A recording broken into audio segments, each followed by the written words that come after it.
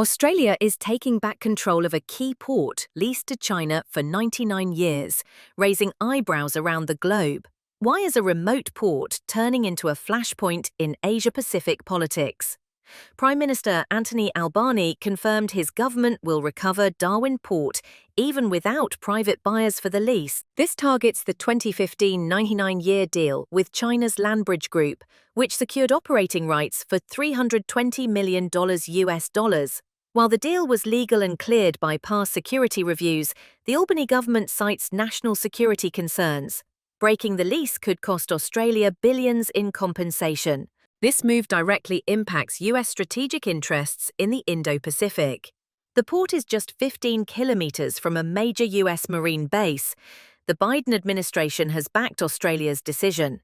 With the Pentagon identifying Darwin as a key military logistics node, US taxpayers may face an additional $300 million in defense spending to reinforce Allied control over regional choke points. It's a clear sign of Washington's growing reliance on CRA to counter China's maritime influence. Before 2015, Darwin Port was in decline, aging infrastructure, low traffic, but Chinese investment, including upgrades by Landbridge, boosted cargo volume to 35 million tons by 2024. This turned Darwin into a key trade gateway, linking Australia with Asia. Strategically located between the Indian and Pacific Oceans, it became a vital link in China's global logistics network, until now. Trade routes through Darwin help stabilize commodity prices in the Asia-Pacific, including US imports of rare minerals, energy, and agriculture.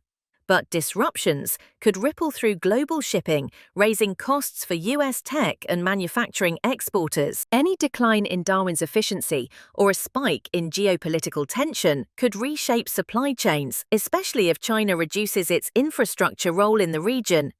Despite a 2021 review finding no major threats, PM Albanese is now framing the port issue as a national defense matter, likely aiming to win conservative support ahead of the May 2025 election. Meanwhile, 2024 US defense documents call Darwin a high-value resupply node in Indo-Pacific strategy. Washington's $300 million pledge if Australia regains control has sparked debates over sovereignty and foreign influence. To the US, this port is more than an economic asset. It's a strategic military link in the Pacific theatre. A more assertive Australian stance under American encouragement means deeper military alignment. That could lead to more joint exercises, tighter logistics, and greater tension with China. Darwin Port has long symbolized trade cooperation between Australia and China. Now, revoking the lease risks a wave of retaliation from Beijing. Australian exporters fear curbs on wine, lamb, iron ore, and grains. In 2024, South Australia exported $4.43 billion Australian dollars to China, up 45% from the year before. That kind of dependence could backfire if tensions escalate. Chinese retaliation may redirect global commodity flows. US agriculture and mining could see new opportunities, but also face competitive pressure. 150 countries would be required to pay up to keep trading freely with the US. This move, framed as sending a tax invoice to the world, received immediate and unified rejection. Nations from Japan to Germany refused to comply, some freezing negotiations, while others pivoted toward new trade partners like China. Global markets responded with sharp declines. The S&P 500 dropped 5.3% and the Dow Jones plunged by 1,700 points in a single day. Allies such as the European Union, South Korea and Japan dismissed the warning altogether, signaling a deepening rift. These international tensions are hitting close to home for millions of American investors and retirees. The stock plunge wiped out substantial value from pension and savings accounts. Exporters now face sudden uncertainty, and businesses that depend on global supply chains are reporting delays and rising costs. The sense of instability is growing, not just abroad, but in every American household watching their financial future shake. A Congressional Budget Office analysis found that 92% of tariff costs have been borne by US companies, not foreign governments. Despite Trump's claims, the economic impact is domestic. Prices of imported goods from China, Mexico, and India have risen 5 to 19%, making essentials like electronics and building materials more expensive for US consumers. Small businesses are bearing the brunt.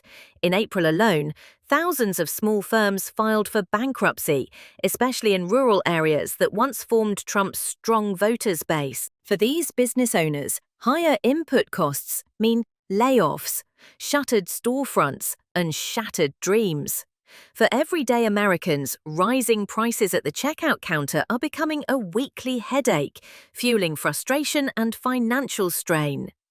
Trump promised 90 deals in 90 days, but no formal trade agreements have been signed. Allies like Japan and South Korea have paused talks, while Canada secured a $14.2 billion LNG deal with China, bypassing the US entirely.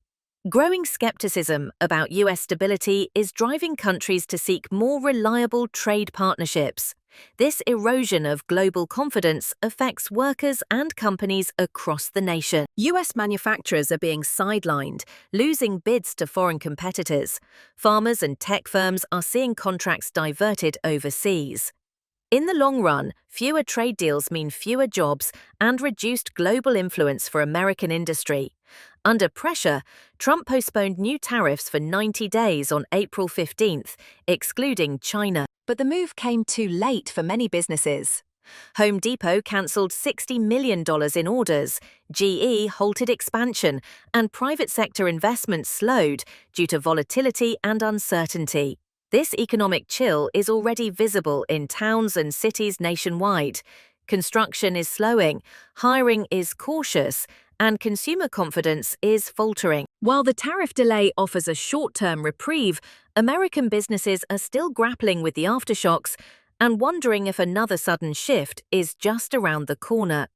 Not as loud as the US, not as aggressive as China, yet Canada is quietly building a multi-$100 billion electric vehicle battery empire. How is this nation positioned to overtake Detroit and become North America's EV battery hub?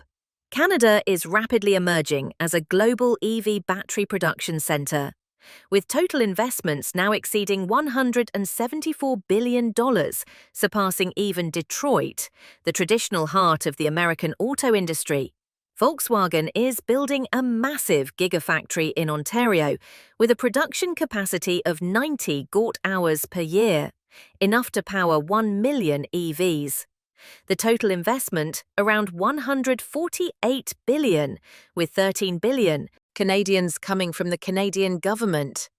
Stellantis and LG Energy Solution are investing over $5 billion Canadian dollars in a facility in Windsor, expected to create 2,500 jobs. Northvolt is constructing a $7 billion Canadian dollars plant in Quebec with a 60 gigawatt-hour per year capacity and 3,000 new jobs. These mega projects are generating thousands of high-tech jobs in Ontario and Quebec, giving locals access to advanced manufacturing and R&D careers and reducing dependence on traditional individual industries. But Canada isn't just assembling batteries, it's mining critical minerals like lithium and cobalt and investing in refining and recycling. For example, Recyclic has developed recycling technology capable of recovering up to 98% of battery metals. This integrated approach is helping Canada establish a full clean energy career pipeline spanning raw materials to high-end manufacturing, while stimulating regional economic growth. Canada holds free trade agreements with major economies, including the US and Mexico, via USMCA, the European Union through CDA, the United Kingdom, Japan, South Korea, and CPTP countries like Australia and Vietnam.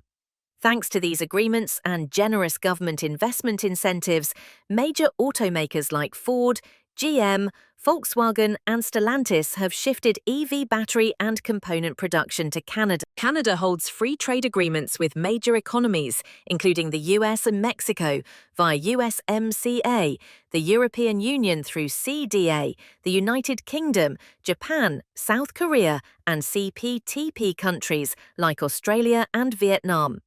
Thanks to these agreements and generous government investment incentives, major automakers like Ford, GM, Volkswagen, and Stellantis have shifted EV battery and component production to Canada. The US Inflation Reduction Act encourages the use of battery materials from FTA countries, placing Canada in a highly favorable position.